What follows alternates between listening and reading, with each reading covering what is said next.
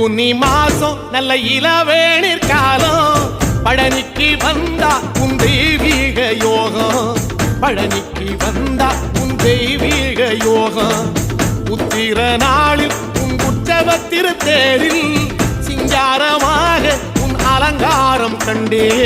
அலங்காரம் காண நான் ஆனந்தமானே கைலாசன் மகராசா உன் வாசல் வந்தேனே குளிரான பன்னீரால் அபிஷேகம் கண்டேனே